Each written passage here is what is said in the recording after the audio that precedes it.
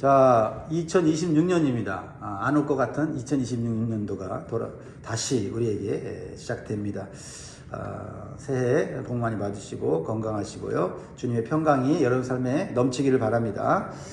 요한일서 2장 1절에서 11절 말씀으로 하나님 말씀 나누도록 하겠습니다. 오늘 우리에게 주시는 하나님의 말씀의 교훈과 기도 제목을 같이 나누도록 하겠습니다. 한번 따라하십니다. 새해에는 넘어져도 다시 일어나게 하시고 어두운 가운데서 빛 가운데로 살게 하소서. 아멘. 할렐루야. 아멘. 사랑하는 성도 여러분, 우리가 신앙생활을 오래 해도 여전히 넘어질 때가 있습니다. 말로는 믿음의 고백을 하지만은 삶에서는 화를 참지 못하고 미워하고 판단하고 말과 행동으로 죄를 짓는 순간들, 아차하는 순간들이 있습니다. 그럴 때 우리 마음속에 이런 질문이 생깁니다. 나는 정말 구원받은 사람일까? 이렇게 또 넘어졌는데 하나님 앞에 설 수 있는 자격이 있을까? 라고 하는 죄책감이 마음에 듭니다. 그런데요, 오늘 본문 요한일서 2장은요, 넘어지는 성도에게 소망을 주면서도 또한 죄를 가볍게 여기지 않도록 분명한 기준을 우리에게 제시해주고 있습니다. 오늘 말씀을 통해 중보자 예수님을 의지하는 신앙과 그분을 닮아가는 성도의 삶이 무엇인지를 살펴보므로 여러분들이 새해에 넘어질지라도 다시 일어날 수 있기를 주의 이름으로 축복합니다. 첫 번째 주는 교훈은요, 중보자 예수님은 우리의 실패 후에도 포기하지 않으십니다. 주님이 포기하지 않으면 우리는 다시 일어날 수 있는 줄 믿습니다. 요한은 매우 현실적인 고백으로 말씀을 시작합니다. 1절을 보세요. 나의 자녀들아, 내가 이것을 너희에게 쓰면 너희로 죄를 범하지 않게 하려 함이라. 하나님 말씀은 우리로 하여금 죄가 무엇인지 알게 하고 죄를 짓지 않도록 도와주십니다. 그런데요, 그 다음 또 말씀이 나오죠. 이게 중요하죠. 만일 누가 죄를 범하여도 아버지 앞에서 우리에게 대언자가 있으니 곧 의로우신 예수 그리스도시라. 그래요. 우리는 예수님 믿고 구원받았으면 죄를 짓지 말아야 합니다. 그게 성도의 삶이죠. 그러나 동시에 오늘 이 말씀을 뭐라고 말하냐면 만일 누가 죄를 범하여도 라고 말하고 있어요. 만일이라는 이 표현은 가능성이 아니라 현실을 전제합니다. 우리가 천국에 사는 것이 아니고 죄 많은 세상에 살고 유혹 많은 세상에 살기 때문에 죄를 미워하고 죄를 짓지 않기를 원하지만은 죄에서 완전히 자유롭지는 않다는 거예요. 그래서 죄를 짓게 되는 경우가 있다라는 겁니다. 이게 우리의 연약함이죠. 근데요, 그때 등장하시는 분이 계시다. 대언자, 즉 중보자 예수님이다라는 거예요. 원어로 중보자는 파라클레토스, 법정에서 변호인으로 서서 대신 말해주는 존재라는 겁니다. 우리가 하나님 앞에 죄를 짓고 나면 변명할 수가 없어요. 그렇죠? 변명할 수 없어서 고개를 숙이고 낙심하고 피하고 도망가고 싶고 그럴 때 예수님께서 우리 편에 서서 이렇게 말씀하세요. 아버지, 이 사람의 죄값은 내가 다 치렀습니다. 중요한 것은 예수님이 우리의 죄를 그냥 덮어주는 분이 아니라 값을 치르셨다는 거예요. 그래서 요한은 예수님을 화목제물이라고 말씀하고 있습니다. 2절 말씀을 보면 그는 우리 죄를 위한 화목제물이니 우리만 위할 뿐 아니라 온 세상의 죄를 위하심이라. 이것이 우리가 믿는 복음의 핵심이에요. 죄인인 우리가 하나님 앞에 나아갈 수 있는 이유는 우리가 회개함으로 완전해지는 것 때문이 아니라 완전하신 중보자 예수님이 계시기 때문인 거죠. 이게 핵심이에요. 나 예수 믿고 난 옛날보다 죄 안 지어. 너보다는 죄 안 짓는다? 그걸로는 하나님 앞에 나갈 수 없어요. 나갈 수 없습니다. 우리의 죄를 완전히 해결하시는 예수 그리스도께서 우리를 위해 변호해 주시기 때문에 다시 죄를 지었지만 예수 그리스도 앞에 나아가는 거예요. 이게 복음이죠. 우리는 새해에는 사람과 비교하면서 내 의로움을 드러내거나 자랑해서는 안 될 거고 사람들의 죄를 함부로 판단하거나 정죄해서는 안 될 거예요. 그걸로 내가 의로워지는 게 아니라 의로우신 주님 앞에 내가 겸손히 나아가게 될 때 주님이 하나님 아버지 앞에 서서 이 사람이 죄를 졌지만 내가 이 사람 죄를 다 치웠습니다. 그리고 이 사람이 회개하니까 하나님 용서해 주십시오. 다시 살게 해 주십시오. 이렇게 우리의 대언자가 계시다라는 겁니다. 나는 죄로 인해 넘어졌을 때 숨기거나 정당합니까? 아니면 중보자 예수님께 더 가까이 갑니까? 넘어졌다고 스스로를 정죄하지 말고 그 순간 가장 먼저 중보자 예수님 앞에 나아가시기 바랍니다. 실패 후에 더 숨는 신앙이 아니라 실패 후에 더 가까이 가는 영적으로 성숙된 신앙이 되기를 바랍니다. 중보자 예수님을 붙드는 성도에게는 넘어짐이 끝이 아니라 다시 시작이 될 줄 믿습니다. 두 번째로 주시는 교훈은요. 중보자 예수님을 아는 사람은 말씀 앞에서 삶이 점점 달라집니다. 요한은 분명하게 말하고 있지요. 3절에 뭐라고 말하고 있습니까? 우리가 그의 계명을 지키면 이로써 우리가 그를 아는 줄로 알 것이요. 그의 계명은 누구의 계명이에요? 여기서 말하는 계명은 예수님의 계명이죠. 예수님의 계명. 여기서 안다는 말은 지식이 아니라 관계적 알미예요. 예수님을 정말 아는 사람은 말씀을 부담으로 여기지 않습니다. 왜냐하면 우리가요, 사랑하는 사람의 말을 어떻게 해요? 귀 기울여 듣고, 그 사람의 마음을 알기를 원하고, 또 우리가 그 사람이 하는 말이 나에게 어떤 의미가 있는지를 생각하게 되잖아요. 그렇죠? 그러니까 사랑하는 사람의 말에 부담되지 않고, 사랑하는 사람 말을 어떻게 하면 들어서 그 사랑하는 사람의 마음을 기쁘게 해줄까? 이게 사랑하는 사람과의 관계거든요. 말씀은 우리 주님이 얼마나 우리를 사랑하시는지를 보여주는 것이잖아요. 그렇죠? 그래서 우리를 구원해 주시고 또 천국으로 가는 복된 삶을 알려주시잖아요. 그것이 때로는 책망의 말로, 때로는 위로의 말로, 때로는 소망의 말로 우리에게 주시는 거잖아요.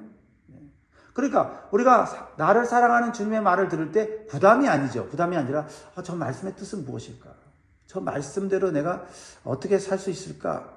이런 사랑하는 사람과의 관계 속에서의 이 지식은 단순한 알미 아니라 삶이에요. 삶. 그래서 요한은 더 나아가서 이렇게 말하고 있어요. 5절 말씀 같이 있습니다. 시작.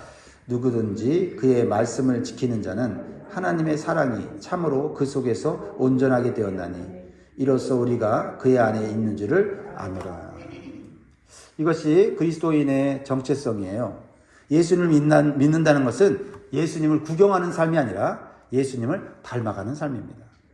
예수님은 어떤 분이세요? 우리를 사랑하신 예수님은 어떤 분이세요? 우리를 구원하신 예수님은 어떤 분이세요? 진리를 타협하지 않으신 분이에요.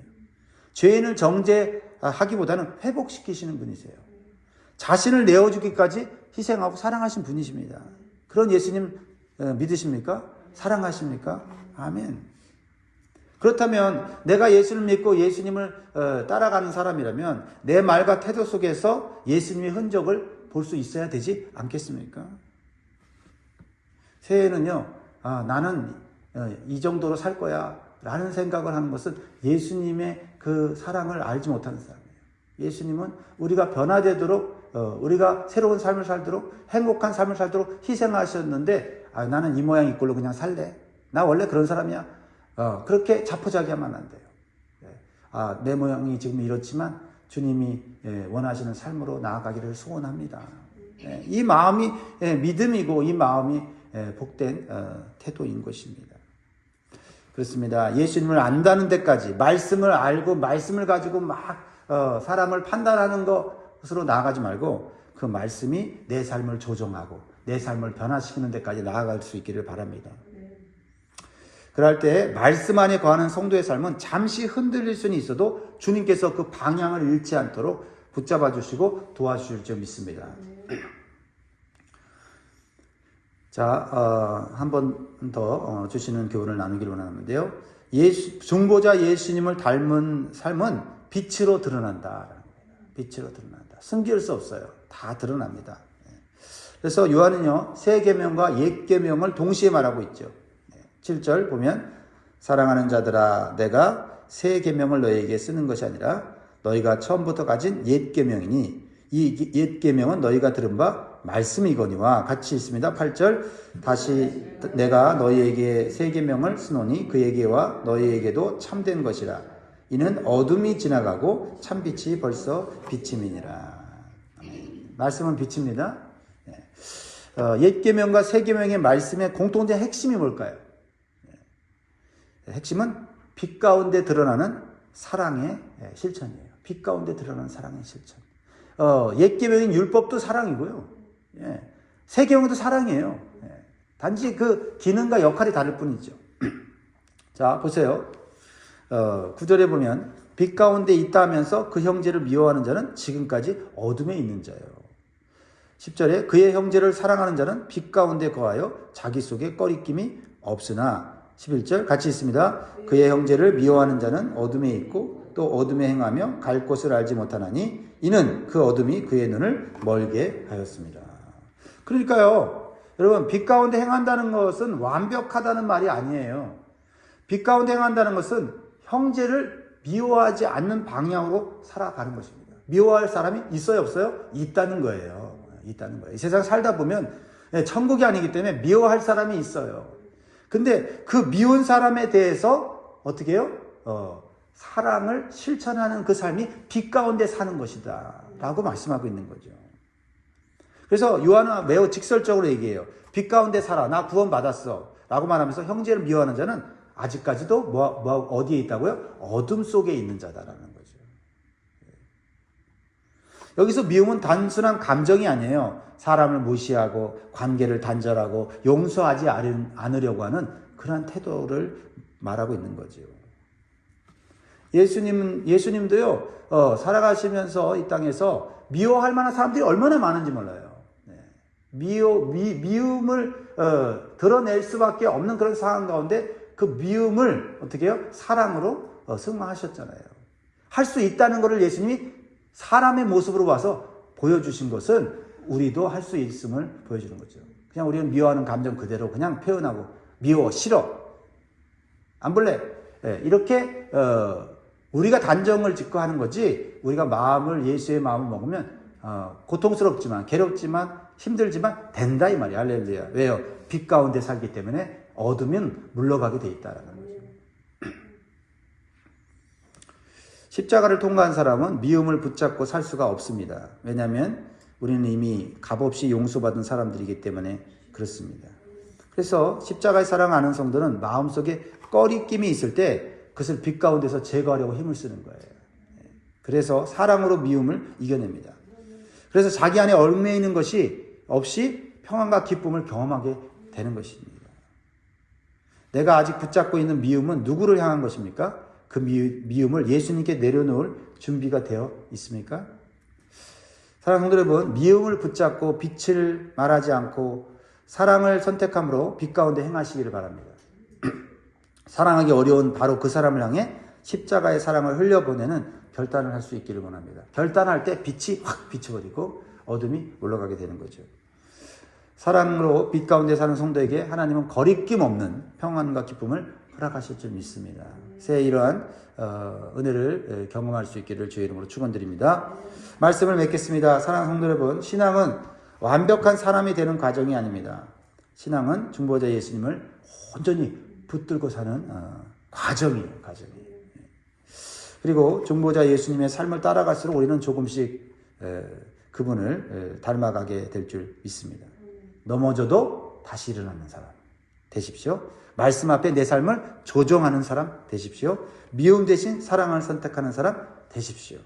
그래서 중보자 예수님을 기쁘시게 하며 예수님이 힘있게 우리를 변호할 수 있는 그런 삶을 새해에도 살아갈 수 있기를 주의 이름으로 축원드립니다. 아멘. 기도하겠습니다. 우리 먼저 고요미 선생님 오늘 나오셨는데 정말 기도의 힘이 얼마나 큰지를 다시 한번 느낍니다. 처음 연락받았을 때는 이틀 안에 돌아가실 수도 있다라고 하는 그런 말도 있었던 것 같아요. 가족들이 준비하고 그래서 하라택으로 쓰러져서 병원에 가셨는데 이틀 동안 혼수 상태에 있었는데 기도 부탁을 하고 막 우리 기도했지 않습니까? 새벽에 나와서 기도하고 막 했는데 깨어나신 거예요. 얼마나 감사한지. 그러다가 이제 병원에 계셨는데 오늘 물어보니까 중환자 병실에서 일반 병실로 옮겼답니다. 그러니까 오신 거죠. 네. 더 기도하면 다시 태어나서 이제는 더 주님 의지하며 사는 인생. 네, 그렇죠? 아팠을 때보다 아픈 후에 더 성숙해지는 믿음인들이 있잖아요. 그죠? 여러분들이 그런 분들 아닙니까? 우리는 실패한 후에 넘어지는 자가 아니라 실패한 후에 우리의 믿음이 더 강해지는 사람들. 그런 사람이 될 줄 믿습니다. 기도